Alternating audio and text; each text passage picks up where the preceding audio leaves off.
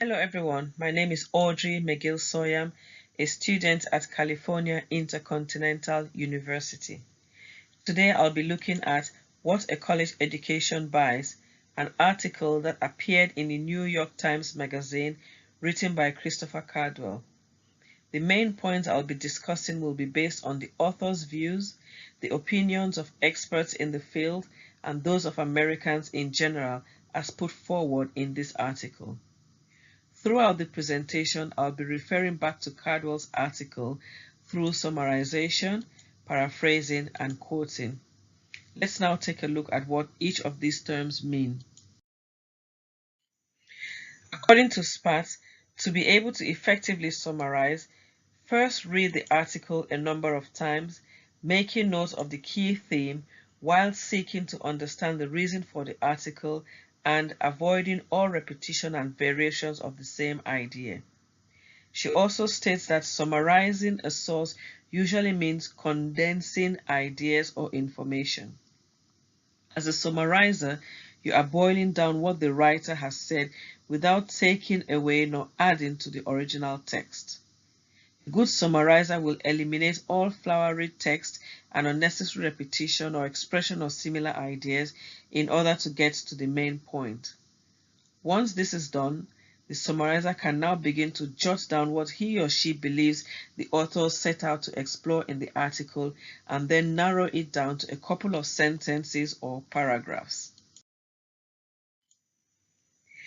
According to Sparks, paraphrasing is the point-by-point recapitulation of another person's ideas expressed in your own words. Paraphrasing is the art of translating what a published and recognized author has said to lend credibility to your point without having to quote verbatim. It gives you the flexibility of using your own words, thereby maintaining control of the narrative. For any paraphrasing to be valid, it must be accurate, complete, make sense, and most importantly, be in your own words. Simply put, quoting is introducing someone else's ideas, thoughts, or stance in your own writing in order to confirm, back, or validate what you have said.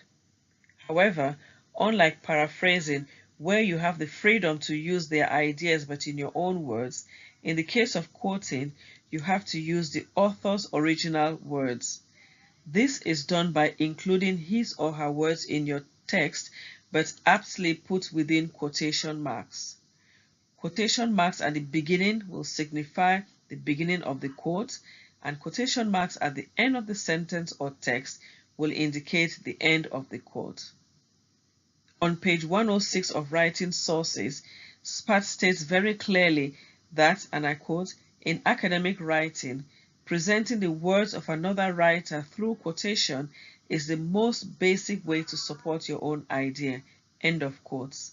She also goes on to say that knowing when to quote and what to quote goes a long way to showing your readers that you know how to, and I quote, "distinguish between your own work and theirs, and that you will not plagiarize," end of quotes.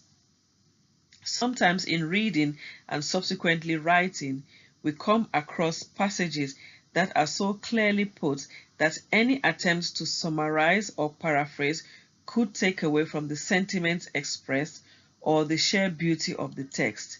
In such cases, a writer might want to quote the original author's words to give his or her readers the chance to share in the beauty of the author's craftsmanship.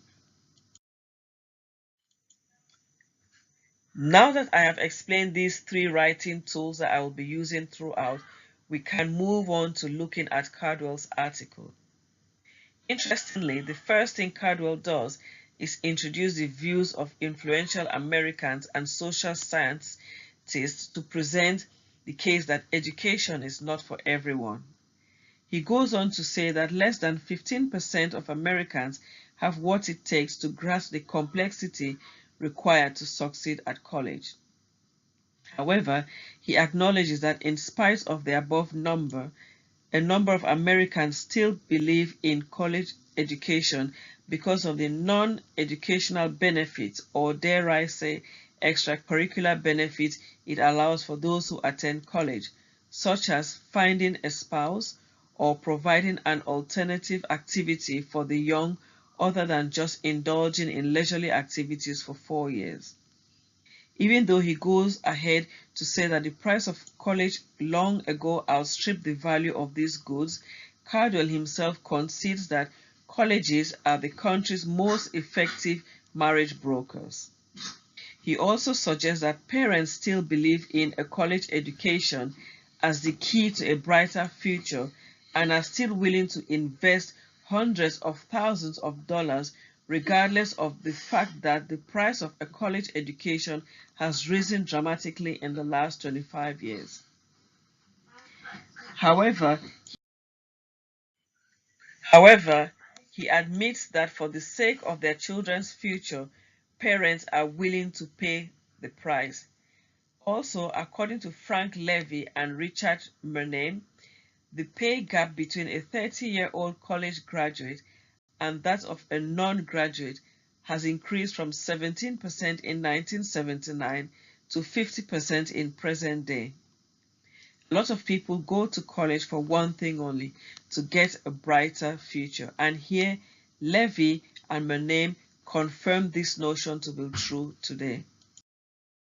The last three paragraphs gives us Cardwell's view on what a college education actually does to the recipient. For example, he makes some great points such as, and I quote, "It shows not that its holder has learned something, but rather that he is the kind of person who could learn something." End of quote. He also says it helps employers find the most productive workers. While on the other hand, he points out some of the limiting factors, such as the effect it has on those who, and I quote, "are locked in a single marketable skills," end of quote, or those who have increased their specialized capabilities at the price of flexibility and breadth of knowledge.